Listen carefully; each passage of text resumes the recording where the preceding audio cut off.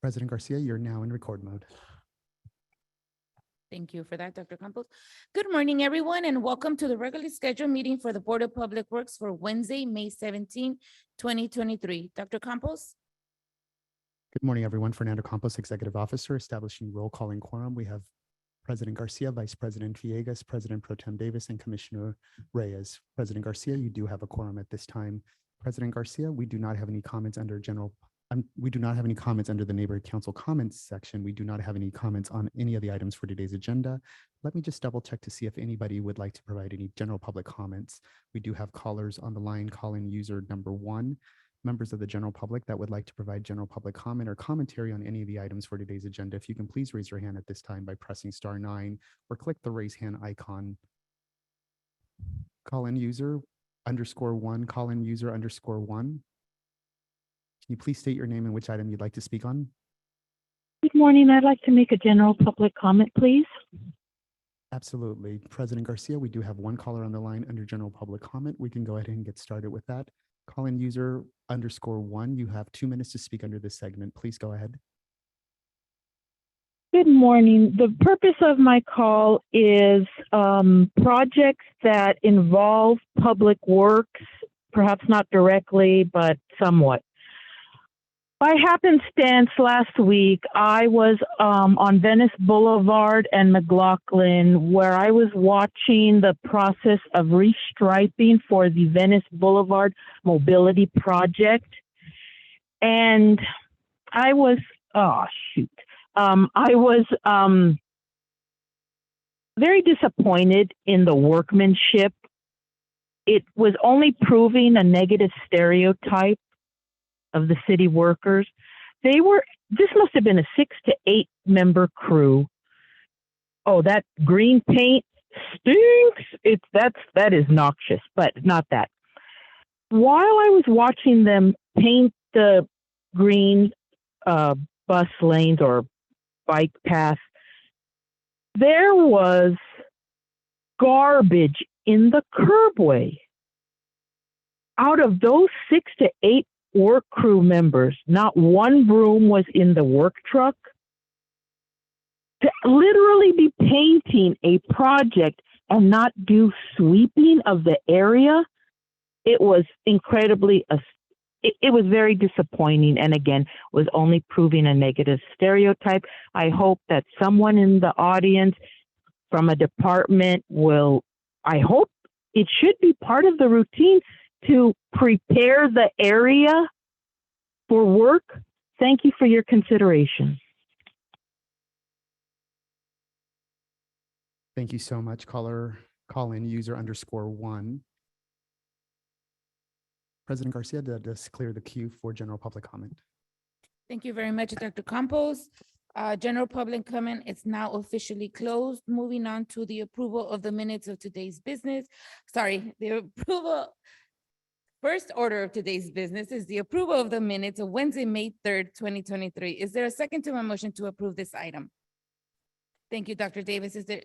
Dr. Campos, there's a first by me and a second by Dr. Davis to approve the minutes of Wednesday, May 3rd, 2023. Absolutely. We'll start the voting tabulation now. We'll start with you, President Garcia. Aye. Vice President Villegas. President Pro Tem Davis. Aye. And Commissioner Reyes. Aye. This motion is adopted and carries unanimous. Thank you. Great. Thank you very much. I also want to thank the caller for calling us in. We have looked at the project and we will address it to the appropriate department. Thank you, President Garcia. President Garcia, Fernando Campos, Executive Officer. I failed to mention, we would like to request item number 4 to be withdrawn from today's agenda, in as much as we have the authority under the administrative code to approve this at the administrative level. So again, requesting to withdraw item number 4. In addition to that, we'd like to request to continue item number 6 to Wednesday, June 14, 2023, if there's no objections by your board. Okay, very well. Item number 4, without any objections from our commissioners, has been withdrawn. And item number 6, without any objections from our commissioners, is now continued to June 14, 2023. And with that, we start with item number 1 on today's agenda. Good morning, everyone, and welcome to those that are here in person and to those that are joining us via virtual platform. It's a beautiful day out there, regular California sunny day, so it's nice to be here. And in case you haven't noticed, our plexiglass are gone. We are officially COVID free. Well, at least in this sense, we are, but we are no longer under plexiglass, and so it's a little adjustment that we're going through right here, right now. But with that, moving on to item number 1, this is a bid received today at 10 a.m. for the following public works project: Laurel Canyon Boulevard and Foothill Boulevard Bridge Rail Replacement Projects. Work order E1908926 for an estimate amount of $983,568 in Council District 7. And with that, I turn it over to Dr. Campos. Thank you, President Garcia and Commissioners. Good morning again. Fernando Campos, Executive Officer. Opening up the bids for this morning, we did receive 5 bids in total. Again, this is for the Laurel Canyon Boulevard and Foothill Boulevard Bridge Rail Replacement Projects. We will open up the bids now. The first bid received for this project is from Clark Contracting Corporation for a total bid amount of $1,228,180 even. That's 1228180 from Clark Contracting Corporation.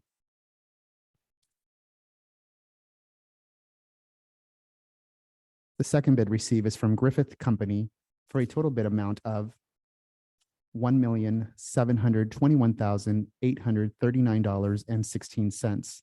That's 1721839.16 from Griffith Company. For the record, line item number 34 has been lined out, and also the total bid amount. Both line items have been initialed by the contractor.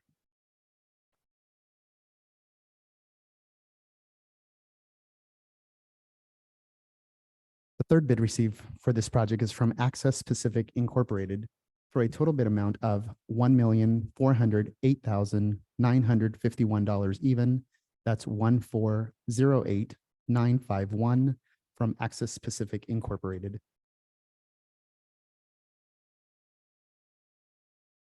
The next bid is from PUB Construction Incorporated for a total bid amount of $1,699,880 even. That's 1699880 from PUB Construction Incorporated. The fifth and final bid received for this project is from Taylor Jane Construction LP for a total bid amount of $1,018,777 even. That's 1018777 from Taylor Jane Construction LP. President Garcia and Commissioners, that does conclude the bid openings for today's agenda, and we will now entertain a motion to receive, open, and declare these bids. Thank you, Dr. Campos, for that. I just want to say, take a note that was really pleased to see that so many bids coming in for this. So thank you for that, whoever made the outreach on this one. All right, with that said, Dr. Campos, the commissioners, there a motion to receive, file, and adopt item number 1. So moved. Thank you, Commissioner Reyes. Is there a second? Second. Thank you, Dr. Davis. Dr. Campos, there's a first by Commissioner Reyes and a second by Dr. Davis to receive and file and adopt item number 1. Absolutely. We'll start the voting tabulation. We'll start with you, President Garcia, Aye. Vice President Villegas, President Pro Tem Davis, Aye. and Commissioner Reyes. This motion is adopted and carries unanimous. Madam Chair, would we consider this item to go forward forthwith? Yes, please. Thank you. Great. Thank you very much. Thank you for your help today. Moving on to item number 2, this is a request from the Bureau of Engineering in Council District 9 for street closures, Town Avenue at Slauson Avenue, Los Angeles County Metropolitan Transportation Authority Rail-to-Rail Active Transportation Corridor Project. And this morning we have Ms. Varja.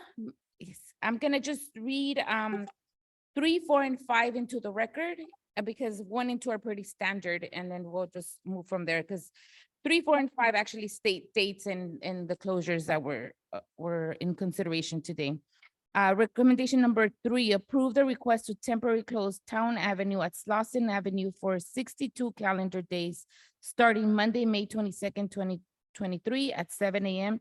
and ending Saturday, July 22nd, 2023 at 7 p.m., subject to the conditions identified within this report. 4, approve the peak hour exemption request to allow construction work within the public right-of-way during weekday morning peak hours, 6 a.m. to 9 a.m., and weekday afternoon peak hours, 3:30 to 7 p.m., starting Monday, May 22nd and ending Friday, July 21st, 2023, for the intersection of Town Avenue and Slauson Avenue, subject to the conditions identified in this report. And 5, authorize the city engineer to administratively approve an extension of up to 14 additional calendar days for the closure of Town Avenue at Slauson Avenue and the associated peak hour exemption starting Saturday, July 22nd, 2023 at 7 p.m. and ending Saturday, August 5th, 2023 at 7 p.m. if unforeseen conditions are encountered which may delay the completion of this construction. And with that, good morning, ma'am. Welcome. Thank you, Commissioner. Good morning, Commissioners. I'm Roshana Bajavan from the Bureau of Engineering Metro Transit Division. The Metro Rail-to-Rail Active Transportation Corridor Project will convert 5 miles of an existing unused rail right-of-way into a bike and pedestrian path connecting the Crenshaw line with the Silver Line.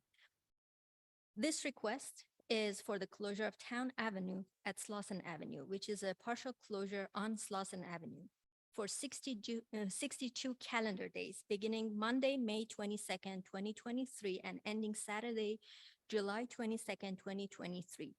This request also includes the peak hour exemption to allow construction work during weekday morning peak hours, 6 a.m. to 9 a.m., and weekday afternoon peak hours, 3:30 p.m. to 7 p.m., starting Monday, May 22nd, 2023, and ending Saturday, July 22nd, 2023. This closure is needed to facilitate intersection improvements such as street paving, sidewalk, bike path work, and landscaping on Town Avenue and Slauson Avenue. Recommendation number 5 authorizes the city engineer to administratively approve an extension of up to 14 additional calendar days beginning Saturday, July 22nd, 2023, and ending Saturday, August 5th, 2023, if unforeseen conditions are encountered, which may delay the completion of this construction. The major submittals for the work under this closure have been approved by BOE and other public work bureaus. There are no unresolved notices of noncompliance issued by BCA. The worksite traffic control plan for the closure has been approved by LADOT. As part of evaluating this request, staff from BOE's Environmental Management Division reviewed the environmental documentation from Metro. The project and requested closure is categorically exempt. Metro Construction Relations has informed the public of this planned closure extension through a series of stakeholder briefings and community meetings. The team has made outreach efforts and no unhoused individuals have been identified in the closure area. In the future, the team will issue cards to any unhoused population with contact information for the different city and county agencies that provide services. City Council District 9 has concurred with district closure. That concludes my report, and we have staff from BOE, LADOT, and Metro available to answer your questions. Thank you. Thank you so much, Ms. Varja. By the way, is this your first time presenting at the board? Pardon me? Is this your first time presenting here? At the? Yes. Well, congratulations. You did a great job. Thank you.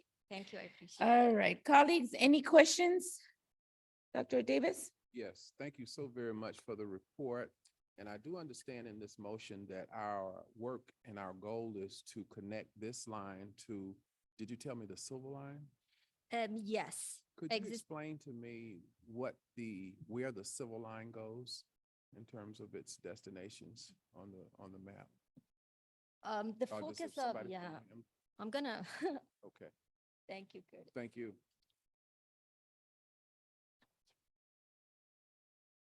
Sorry, I don't have as much information on the Silver Line. It is a bus line that travels next to the 110 freeway that travels around the city. So it's a bus line. The So Silver there's Line is a two bus- rail lines that we are connecting to, the Crenshaw line as well as the Blue Line on the east side, and then the Silver Line is a bus line. Got it. So there's an interrelationship between us making sure that rail passengers have access to buses as well, to the Correct. bus system.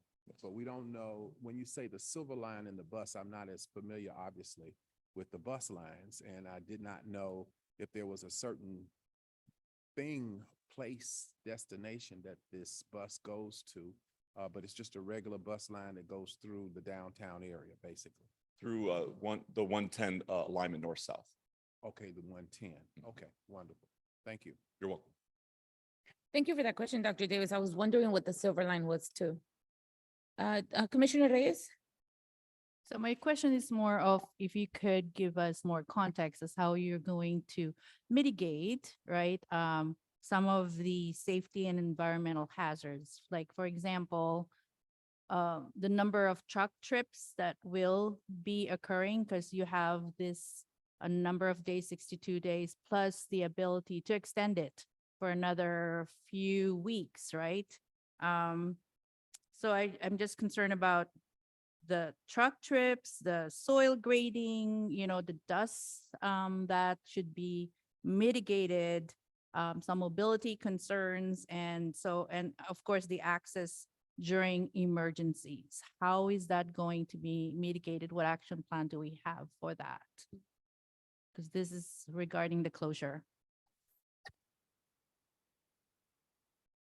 Yes. So again, I apologize. I'll introduce myself. My name is Kurt Turley. I'm the resident engineer on representing Metro on the Rail to Rail project.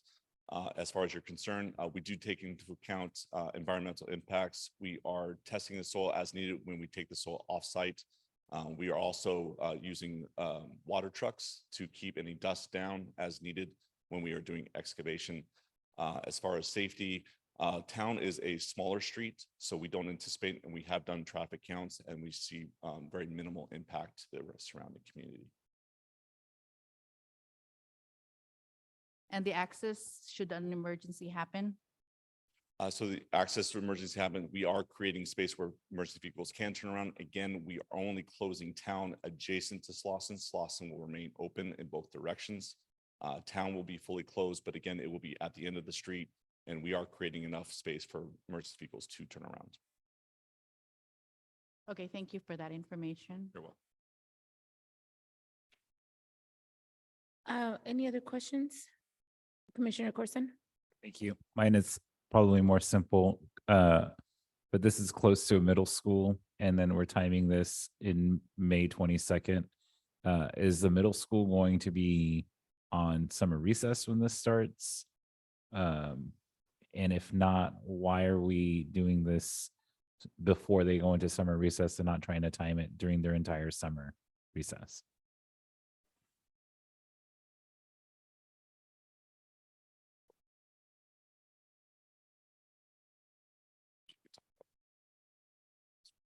Good morning, this is Perla Berry with Metro Outreach. So the school is notified, so they are aware of the closure. The community is aware of the closure. Notices were delivered to the businesses, residents, and the schools as of May 9th. However, regarding the break itself, they will be in school while it starts. In regards to scheduling, Kurt is going to have to answer that portion. Yes, as far as scheduling, again, we've reached out to the community as best we can to time these intersections of closures. Be aware that we are doing multiple closures throughout the area, not just town. We are trying to, as best as we can, keep schedule, but also take into account the local stakeholders as best as we can. Thank you. I just think logistically, though, I'm not a parent. I'll look at Teresa, who had her 8th graders just graduate middle school, so congratulations. But next week, but the question I have is, if I'm a parent, and why start a closure like the last week of school rather than just pushing it 1 week? So, there is not that last minute disruption, and just time it all during summer recess.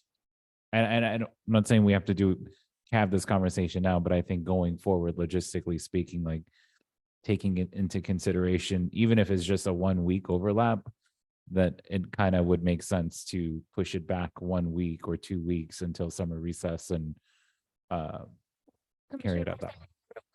we can dictate if this is what we want to do or not. I have my concerns about the peak hour exemption based on having a middle school nearby, and I do agree with you on that.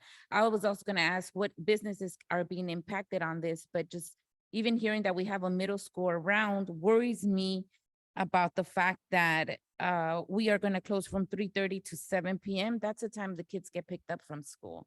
And from 6 to 9 a.m., that's the time the kids get dropped off from school. That is why we do not allow, or it's not part of the kind of default to have street closures during the morning time and the off time. That is why there's a peak hour exemption, and we do not have to approve the peak hour exemption. Or completely and push it back. I know that this will cause delays, but we also have to be considerate of the area you're in. Understood. And we have reached out to, and Perla can talk more about the stakeholders we reached out to, and she has reached out to the middle school to make sure that we are not impacting them significantly. We have worked with the council district to get this project going and to look into what we can do to account for their local stakeholders and the businesses surrounding these closures. You're correct that it will cause delays to the project if we are not able to do long-term closures like this. It will significantly impact schedule. But we will look into to see if we can push the closure back a week and take a look at that if that's viable still within our schedule and take that into account, and perhaps we can do that. Commissioner Corson? I wasn't looking to create a disruption for this specifically, but to lay it out there that, when it comes to the lay of the land, it's almost worse being the last week or 2 weeks of school to start or to end the first week or second week, because it almost seems like, well, we could have delayed it, or we could have timed it, and we chose not to. It kind of conveys an inconsiderateness that I would perceive, and that's what I'm just trying to say, being mindful of how we schedule things around schools. So right now, we have not received any concerns from any of the stakeholders, businesses, residents, or the school as it relates to the outreach component. You do know that school ends June 9th, right? It's only about a week after. Can this be delayed 1 week? So again, I apologize. I was on my phone. I was actually looking at the calendar to see if we can push it a week. We'll have to talk to the contractor. We have to reschedule some of our crews that are scheduled for that time on May 22nd. I think we can push it to probably to June 1st and delay it about a week. What, school ends June 9th? Understand. Again, we have to try to maintain schedule. We have reached out to the local stakeholders, see if they had any concerns with us starting this at this time frame. We had not received any complaints or concerns about starting at this time frame. Again, I have to balance. We have a lot of different intersections that we have to do. It is somewhat of a puzzle of what intersections we can close or do lane closures next to other lane closures. So we have a very tight schedule that we have to maintain. We can try to entertain pushing it a week to probably around June 1st if we can. Otherwise, it will start impacting schedule. This is why we make a point about this group coming for street closures in an adequate time, because I almost feel like if we do even grant for it to start a week after, I would not be comfortable with the peak hours for now into school's over. So then I would adjust the peak hours until after June 9th. Would that also be something that you need to work around with? That would be problematic for our schedule in Correct. maintaining that schedule. We have a lot of other issues that we're resolving within the public right of way. Pushing this back also will create critical path concerns for myself as far as getting this work done. Again, President, we have tried to reach out to stakeholders. We have talked with them. They did not express any concerns to this degree. So we are trying to move forward based off of our outreach to stakeholders. Okay, what was the answer from the school? Well, how are they going to mitigate around this? So what we could provide to the school is a detour, basically out of, to get the parents out of the closure zone, because that closure zone is basically just north of Slauson and south of 58th. So it's all industrial area. And further north is where the residential starts. So we could provide them with a detour to publish to all of their parents. So this way it doesn't, they know ahead of time that this is where, this is how basically you get around this closure. Did you already work out the detour or you're going to No, work? we have a detour in place already that's been promoted on all the notices. I could show you the notices. It actually Let's see does. it.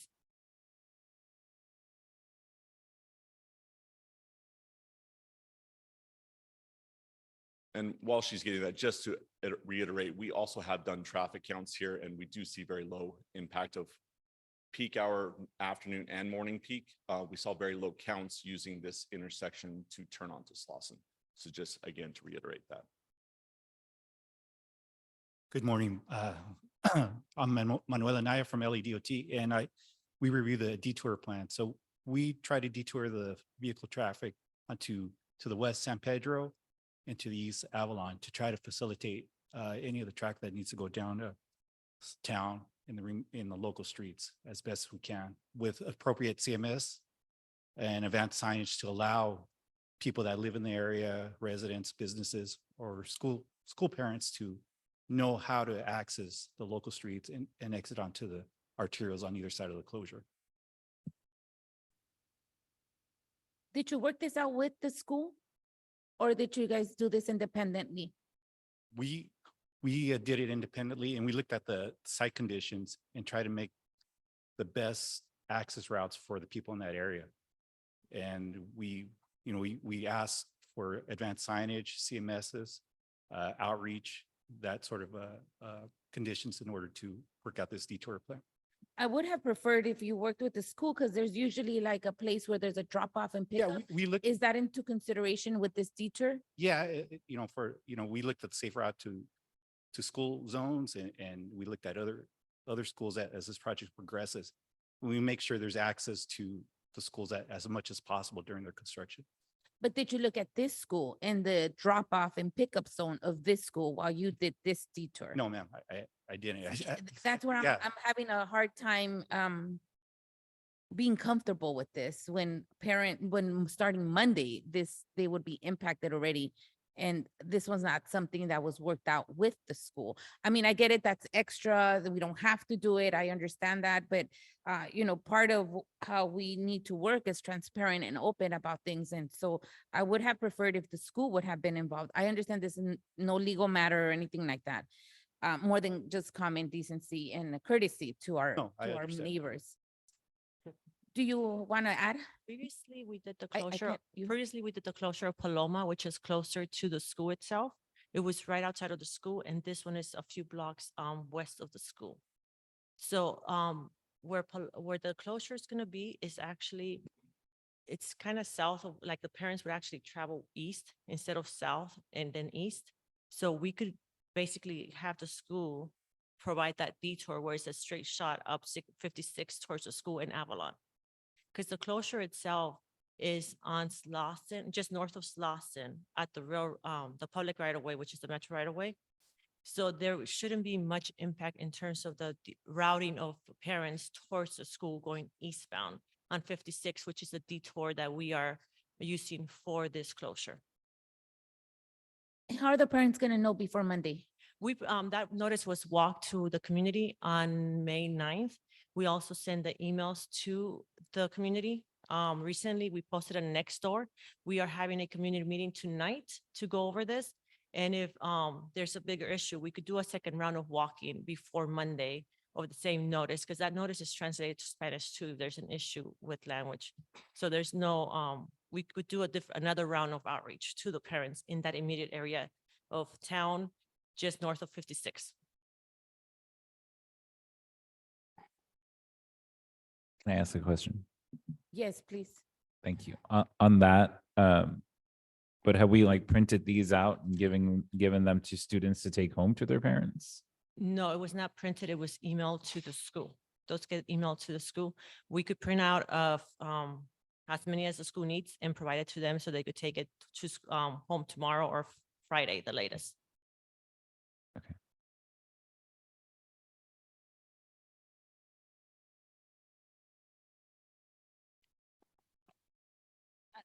This is, I don't know, I'm still very not comfortable with the situation that you have basically put us in. I do not want to cause any additional disruption or stress to families that take kids to school, they have to get to work, and this all needs to happen before 8 a.m. most of the time. And you're asking for peak hours from 7 to 9, so basically also disturbing their their plan or their common routine. Dr. Vice President Villegas. Just Teresa's fine. I'm just trying to create a solution here, if possible. Is it, and possibly I need to ask Dr. Campos, is it okay if we continue this item till Friday? It'll give you enough time to do your community meeting. I'm not sure if your community meeting is going to take place at the school. But it would give you at least a little bit more time to just button this up a little bit more. Seems like if you delay for a week in any event, you still get the month of June, you get the month of July, that's 61 days. So your project will still, be ready by like August 1st. Is that a concern, or is that seems like it's still going to be in that like summertime before school starts back up again? Understood. Pushing it a week is still a concern to me. We have been finding different site conditions at every intersection we've come to. We are very close to critical path on the schedule with the public right-of-way work. Pushing a week concerns me. Pushing it 2 weeks or 3 weeks concerns me quite a bit. I will just also reiterate where this middle school is. It looks like it's east of Avalon and west of McKinley. We see it. We have it on the Okay. map. Yeah, we see everything. And town is a smaller street. And True. again, with the traffic counts that we took, we did not see a lot of heavy traffic on this during the morning or afternoon peak. Right. So there was quite a bit less traffic on town. So we don't anticipate the parents using town to get to Slauson. Mostly they'd be using Avalon and McKinley. Again, we can take this feedback. We can go back and work with the school again, and again, make sure that they have no concerns in regards to the closure of town. We can talk about printing out flyers and giving that to the school so they can hand out to their students. These are all things that we can work with. Yeah, thank you. I think, let me ask Dr. Campos, is it okay for us to move this item till Friday? From my end, practically and feasibly, yes, we can issue a supplemental agenda and have that continue to Friday, the 19th. Okay. So yes, Do it's that. doable. Yes, that's fine. In the meantime, I would like for the traffic DOT and your team to be out there between the hours of 7 to 8 a.m. because that's peak hours for parents to be dropping off their kids. And I just want to see that we have a plan that will work for the parents. The last thing we want to do is cause any additional disruption in a community that obviously is a community that works and it's a hardworking folks. So we want to make sure, and a lot of folks take bus. By the way, that's another question. Is there going to be a route disruption? No. Okay, good. That's great to hear. I also would like if you can look at your peak hour exemption request and see if you can at least hold off for the first 2 weeks into the school's out and then start your peak hours after June 9th. Take it into consideration, come back on Friday with a new plan on how we're gonna be adjusting to the parents and the community there. And just let me know what decisions you have made on the peak hour. And with that also, I need you to also, the number 5 says authorize the city engineer to administratively approve an extension.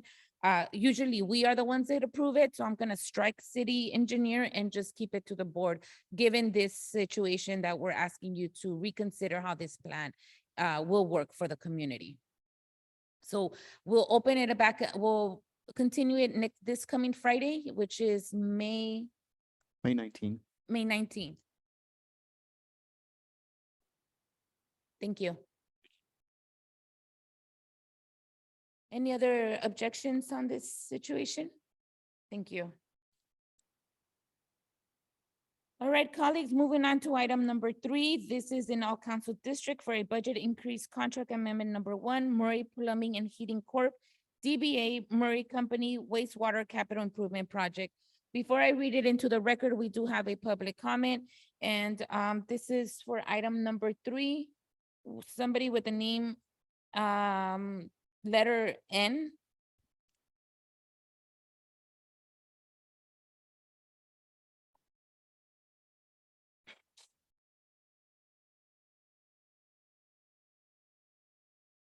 Now you know what you already should know, niggas.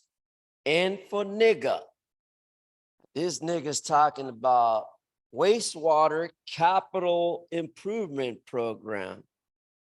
So between the city of Los Angeles wanting to increase from a $15 million fucked up project to now a $25,000 motherfucking project.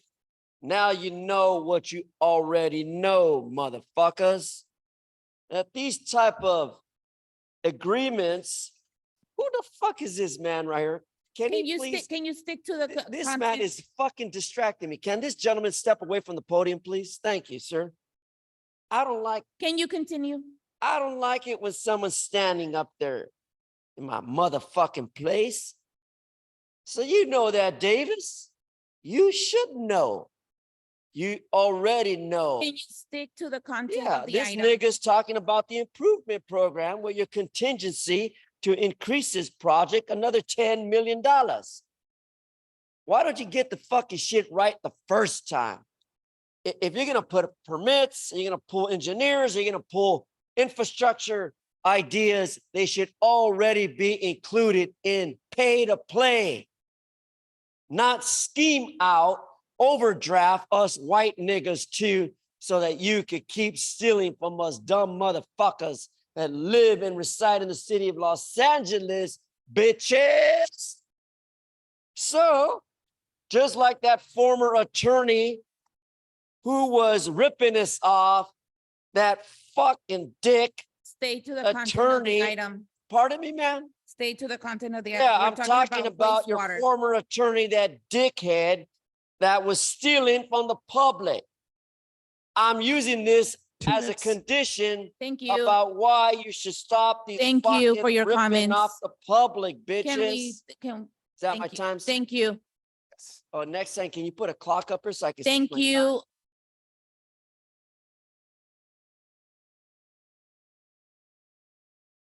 This is a budget increase contract amendment number 1, Murray Plumbing and Heating Corp., DBA Murray Company wastewater capital improvement project, recommending the board to 1, approve amendment number 1 between the city of Los Angeles and Murray Company to increase the contract ceiling from $15 million to $25 million, and 2, authorize the president or 2 members of the board to execute contract amendment number 1. And this morning we have Mr. Wong for this item.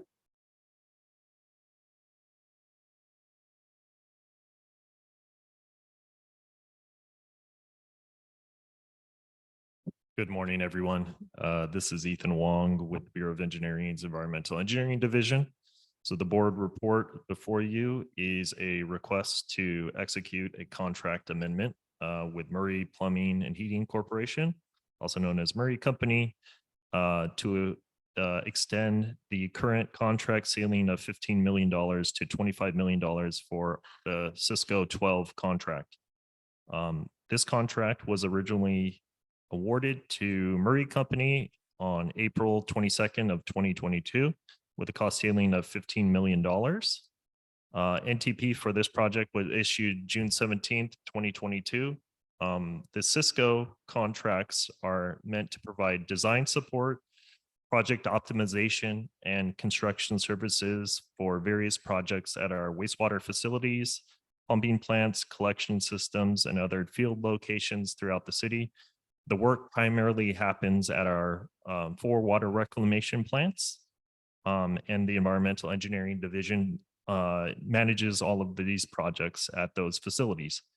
The projects require fast mobilization and are usually have abbreviated construction schedules and extensive coordination with our plant staffs requiring flexibility by the Cisco contractor.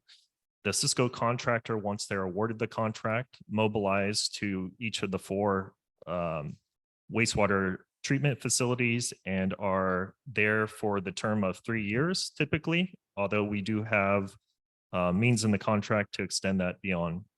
Currently, we do have 3 active Cisco contracts, Cisco 10, Cisco 11, and Cisco 12. Both Cisco 10 and Cisco 11 are near their contract ceilings. Both of those contracts were issued in April of 2018, starting with Cisco 10. Then roughly 18 months later, Cisco 11 was issued. Cisco 12 was not issued till the summer of last year due to delays from COVID. There were several projects that were put on hold due to COVID. And now restrictions are off or holds are off for many of those projects. So with the current allocated budget of $15 million, we will not be able to complete all of the identified projects for Cisco 12. We've also experienced within the overall construction industries, material escalation costs, labor escalation costs, delays due to fabrication and so forth that have raised the cost of several of our construction projects, including these Cisco projects, which are typically urgent necessity and require work to be done expeditiously. So currently we have 35 identified projects for the Cisco 12 contract. Many are still in design and they will reach the value of the $25 million. And thus we are here requesting this extension so we can complete this much needed work. I'd be happy to answer any questions regarding the $10 million amendment at this time. Thank you. Thank you, Mr. Wong, for that report. Any questions, colleagues? Vice President Villegas? Thank you. And thank you, Ethan, for your report. Just for transparency and just so it's on record, what will be done with the increase? What kind of projects? So we have a variety of projects ranging from odor control to pipeline replacement for our digested sludge. We have work at our cryogenic facility, which generates oxygen for the wastewater treatment process at the Hyperion Water Reclamation Plant. We have several other repair projects at Terminal Island facility, repairing high pressure effluent lines, potable water lines, low pressure gas piping, and general security fence installation. And so there's a variety of projects that occur as part of the Cisco project. All of these projects do come forward to the board when they exceed the value of $150,000. So several of these projects will be coming to board, but we also do several potholing projects for our design projects so that we can know upfront the utilities we're facing. And those projects are small dollar value that don't come to the board. We do report back to the board on a quarterly basis of where we're at with our business inclusion program. We always exceed those numbers in the past 2 projects. And to give an example, our current work for Cisco 12 that we've authorized task work orders equals about $5.8 million. Of that $5.8 million, $1.4 million is slated to small business enterprises at this time. Over the past 2 Cisco projects, Cisco contracts, we've utilized 25 separate small business enterprises. So I hope I answered that question. Thanks. Yeah. Thank you. And this will go, just for clarity on this Cisco contract, this will go to Murray. Correct. Murray was awarded this project, as I mentioned, in April of 2022. They competitively bid this project. We received bids from 4 other contractors. They were all looked at, and Murray was awarded based on being a local business enterprise as well as having the highest direct residual value in their bid. And I don't have it in front of me, but do you know, Murray is also on Cisco 11 and 10? Correct. Yeah, Murray has also successfully won the previous two Cisco contracts, Cisco 10 and Cisco 11. That's a lot of funding for them. That's 25 million for this one, up to 25 million as you're asking for a ceiling of 25 million. And then the other two were in the, I don't have those in front of me right now, but also in the millions. I know I've talked to you about this in the past and we've had conversations. I just do want to put it out for public record. When we are renewing this Cisco contract, we need to really delve down and look at how we're diversifying this, because that's one contractor for a length of time with the city of Los Angeles. And, 1.8 million or the 2.5 million out of the large quantity that they are being given isn't enough, in my opinion, even if it is attaining to the small business and local business and that all of our SBEs.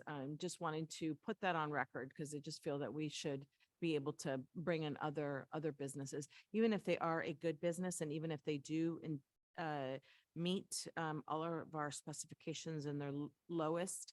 I don't mean to, negate their work, but I just wanting to get more others to participate. Mhm. Understood.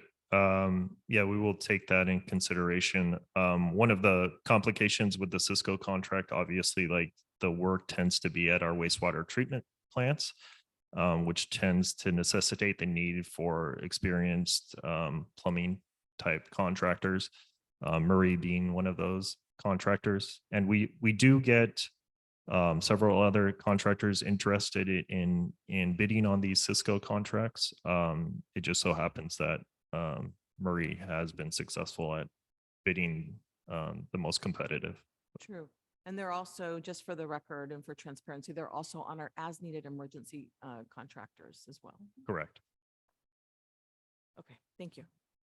Thank you, Vice President, for noting all of that. And now, Ethan, you have a more of a an eye on what's happening as we move forward with this and see how we can diversify, or we can ask Murray to subcontract, just there's ways to, spread the work and the funding that goes through this. Thank you. Dr. Davis? I wanted to better understand some of the processes and procedures that we're confronting in our construction environment. And you referred to it in the motion you presented. You said in the motion that you presented that the Cisco contracts as they exist have not provided, I guess, ample enough resources for us to complete the work or the challenging in work that we have before us. Is that true? Yeah, for clarification of the statement I made, the current value of the contract at $15 million does not provide enough. It's not a large enough amount to do all of the projects that have currently been identified for our Cisco contract. So we currently, with work through the water reclamation plant staff of LA Sanitation and Environment, we've identified 35 projects that require work and need to be executed under the Cisco contract. Several of these are still in design. The value of all 35 together is approximately $25 million at this time. So we underestimated this work before us today, correct? Yeah, there are a variety of factors. As I mentioned earlier, we typically like to issue a new Cisco contract every 18 months. There was a delay between the Cisco 11 and Cisco 12 issuance due to COVID. So a lot of projects were put on hold during that time. Cisco 11 was issued September 24th, 2019. It was awarded August 14th, 2019. NTP was issued September 24th, 2019. For Cisco 12, we didn't award the contract till April of 2022 and issued NTP June 17th, This one 2022. before us today is Cisco 12. Correct. And it was estimated at 15 million, and it is in fact $25 million job. Correct. Yeah, we had several projects on hold because of the delay in issuance of the contract. Obviously, like other projects were identified during that time. So we're facing a higher workload on Cisco 12. We've also found not only for our Cisco contracts, but our capital improvement projects that we issued through the standard bid and award process. Cost escalation has hit all of these. We've experienced increases in material costs, labor costs, equipment costs. The fabrication times are extending contracts, so that's increasing the overhead of the contractors. So this in itself is also raising prices. So each individual Cisco contract that we are now identifying has a higher dollar cost than when these previous Cisco contracts were issued. So we're facing both the cost escalation as well as having more projects on our agenda because of the delay in issuing Cisco 12 from the Cisco 11 contract. I'm looking specifically at the motion before us Mhm. and the delta involved in this assessment and our underestimation of this particular work that we're evaluating today, from the time period that you've said, which was, I guess, a year or so, to now, and a $10 million delta between that two. Given cost of materials and those variables that you mentioned, that's still extremely high, given even in the market that you talk about in terms of where we are today and what we need.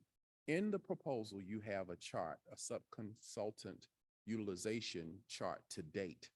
I would suspect that this is the chart of all of those individuals from minority businesses to small businesses that heretofore have been hired for the $15 million. Is that correct? No, the table that you see in the board report was based only on invoices received at the time of writing the board report. So it's actually less than the $15 million. So at the time of writing the board report, the total invoiced amount was just over $2.3 million. So that represents the utilization of subcontractors based on the $2.3 million So this is of the invoiced $15 amount. million, correct? The $2.3 million is of the $15 million that we Correct. currently have Correct. before we do this approval for the additional 10, Correct. correct? Correct.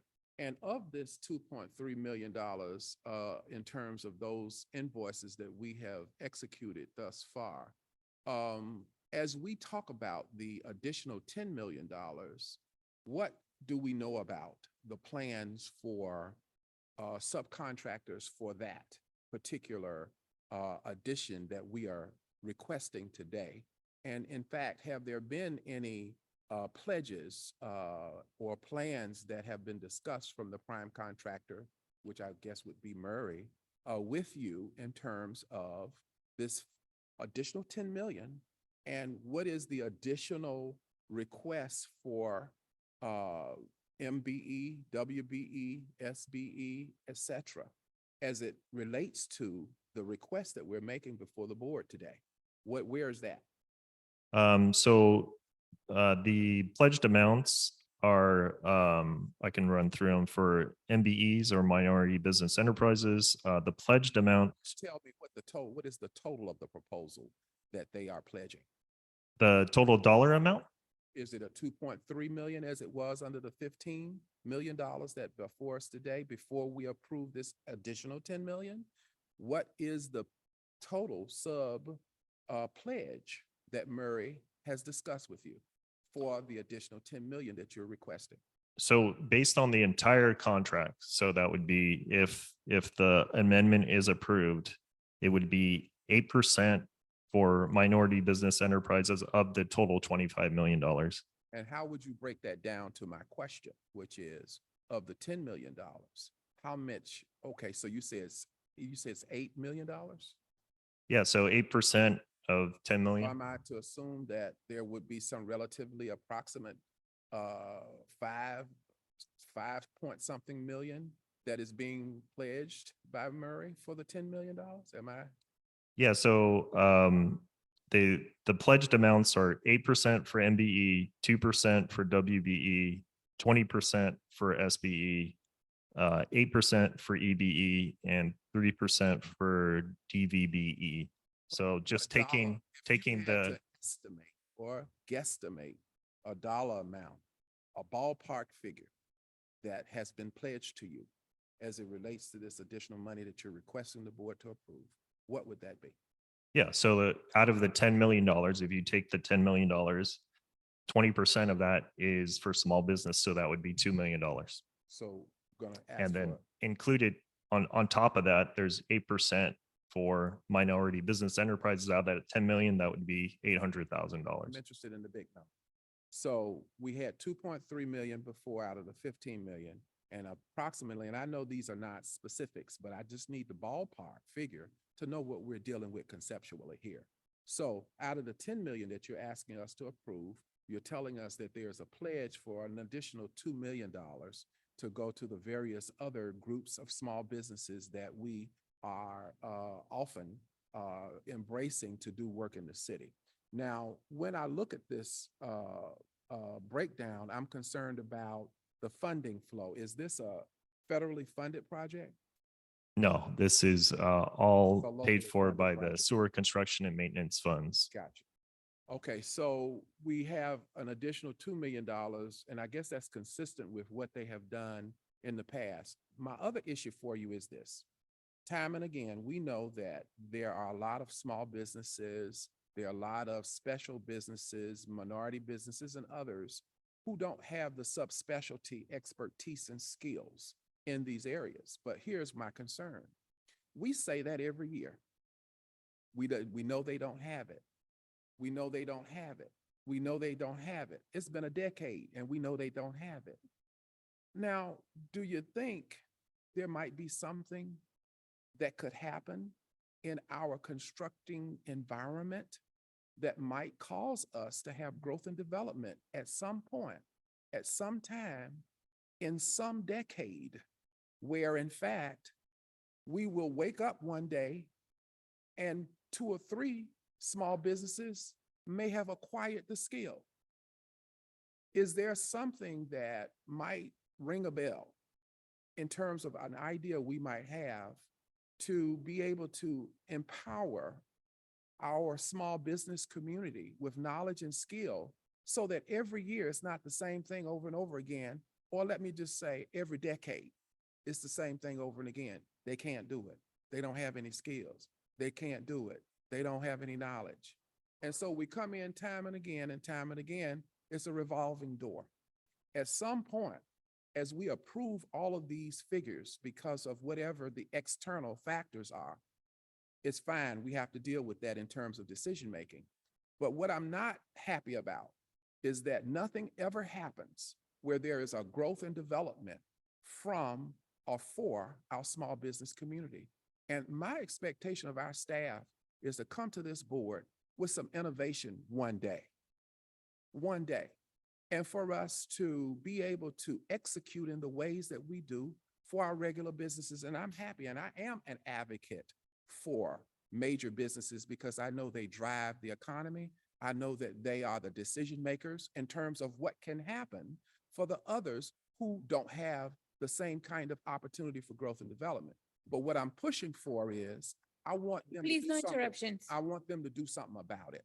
And I want our staff to do something about it. I want our staff to start doing something about it. And I want our staff to start coming to us with some innovative projects demonstrating growth and development at least over decades. We've been doing this for decades, not for this year and last year and next year, but for decades. I want us to change the culture. I want us to come in here to the Board of Public Works with some innovation around these projects. And when these things come, we have to make decisions and we don't mind making them. But we want you to have the same kind of opportunity to make decisions that we have. We will move things forward, but we want you to move things forward as well. And I'm not seeing that. So while I have no problems in supporting any issue that we have to confront, I do have a problem when our small business community doesn't get the opportunity to be a part of innovative programs coming from the people we trust to create it, who have not done so over decades. So with that, I'll stop. Thank you, Commissioner Davis, for your comments. I appreciate that. And I, echo your sentiments. I would like to highlight the success that we've had on these particular Cisco contracts. So highlighting our past Cisco contract 11, which is also with Murray Company. So with the task work orders we've issued to date for payment to the contractor of $13.4 million, 28.8% of that has gone to small business enterprises. We identified 21 separate businesses that were all small business enterprises and utilized them on the Cisco contract. Currently with Cisco 12, we've identified 4 separate small business enterprises and he've used them on the Cisco contract. So in the course of these 2 Cisco contracts alone, we've worked with 25 separate small business enterprises, and we do task not only Murray Company, but all of the other contractors that would gain a Cisco contract to outreach to these small business enterprises. And not only that, but our MBEs, WBEs, and DVBEs. So Murray Company has been doing an excellent job in the past contracts. I can even note in Cisco 10, we had a utilization of over 24% for small business enterprises. So the total value of that work being $3.8 million.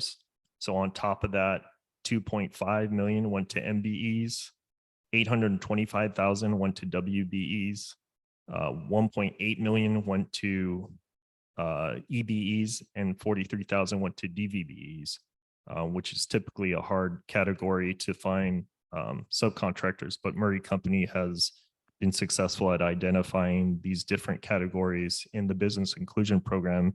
And so all of those dollar amounts are cumulative. When I mentioned the $2 million that was pledged, that was just the pledge amount for the small business enterprises. So if you take, that $10 million ad, 800,000 plus 200,000 plus 2 million plus another 800,000 plus 300,000 would all go to BIP category subs or for the Cisco 12. So because the work has not been issued yet, I can't tell you who those contractors are at this time, but we do make extra efforts to identify and outreach to small business enterprises, minority business enterprises, women business enterprises. Yeah, we must continue to create opportunities for our small business community, and we do count on our major contractors to do so. And so when you come and ask for additional funding and approval, certainly it is something that is necessary to move forward, but so is our discussion about making sure that we are more assertive about the inclusion of our small business, our minority business, our women-owned businesses. We hear it from you and you're going to hear it from us. So thank you. Thank you, Dr. Davis. The Commissioner Reyes? I just want to circle back to the core of this request, which is that addition of the 10 million. There needs to be a deeper analysis of the factors that you mentioned that potentially increases the cost of the contract. And I don't think whether you mention it's materials or labor or equipment, what is causing those to increase? COVID is no longer an excuse right now. Supply chains are better right now.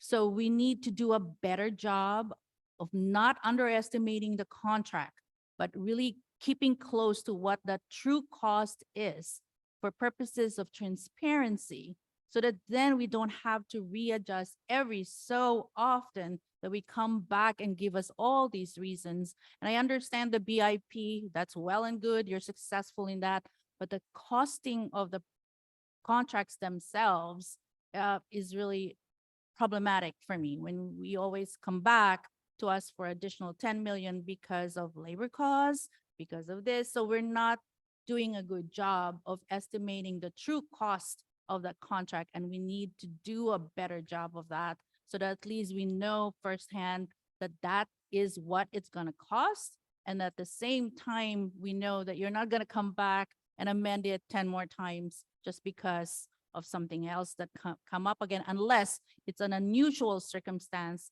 that's, that is needed to really adjust the contract. So do a better job of analyzing all those cost factors that go into that contract. Thank you. Thank you, Commissioner Reyes. Yes, estimating is a difficult profession, and it is called estimating because it's not always 100% accurate. I wanted to address, as far as being over budget and whatnot. So what the Cisco contracts are issued with a contract ceiling for various projects. Project list is not identified at the time of award. At the time of the Cisco 12 award, we maybe had 10 identified projects. We now have 35 identified projects. So projects are constantly being identified by plant staff through operation and maintenance as they see failures in, the different pipelines and ducts that run through our different wastewater reclamation plants. We identify projects in need of replacement and whatnot. So it's not always we can estimate exactly what is needed at that time of putting together that bid package for the Cisco 12. We have a rough idea, but sometimes a lot of projects come at once. And because of that, we do try to establish a new Cisco contract every 18 months. So we have overlap between the contracts so that we always have a Cisco contractor there and ready to do the work that, comes about. So as I mentioned, a lot of these are urgent necessity. They maybe don't rise to the level of emergency at the point they're identified, but they are identified as potential emergency projects. So if nothing's done on these projects, they could become an emergency where we would have to potentially spend more money on doing the work and remedying, the potential spill. I understand that. We just need to do a better job of forecasting as well, because we know what the job entails. We know how old the systems are. We know what the regulations are. We know the business. So just do a better job of that costing and also forecasting potential work ahead of time. Understood. Thank you, Commissioner Reyes. We will definitely invest and look at forecasting better. Thank you, Commissioner Reyes and Dr. Davis, for your very thorough comments and understood. Mr. Wong, the 15 million didn't come easy. Any other questions, comments, concerns? Are there any objections to item number 3? Hearing none, is there a motion on the table to move item number 3 forward and forthwith? So moved. Thank you, Commissioner Corson. Is there a second? I'm sorry, who said second? Dr. Davis? Thank you. Dr. Campos is the first by Commissioner Corson and a second by Dr. Davis to move item number 3 forward and forthwith. Absolutely. We'll start the voting tabulation. We'll start with you, Madam President. Aye. Vice President Villegas. Aye. President Pro Tem Davis. Aye. Commissioner Corzine. Aye. And Commissioner Reyes. Aye. This motion is adopted and carries unanimous. Thank you. Great. Thank you very much, Ethan. Have a good rest of the day. You too. Thank you. Thank you. Moving on to item number 5, this is a stop notice, Golden State Roofing. Before we go on to reading it into record, we do have a speaker with the letter name N.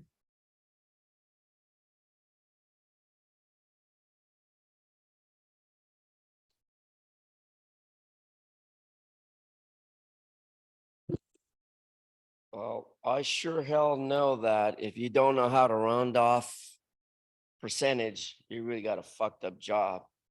But usually padding of bids and greasing palms for the scope of work should be something stoppable. And it should prevent greedy, selfish, scheming, fraud, bullshit. Can you stick to the content of the item? I'm speaking about golden roofing.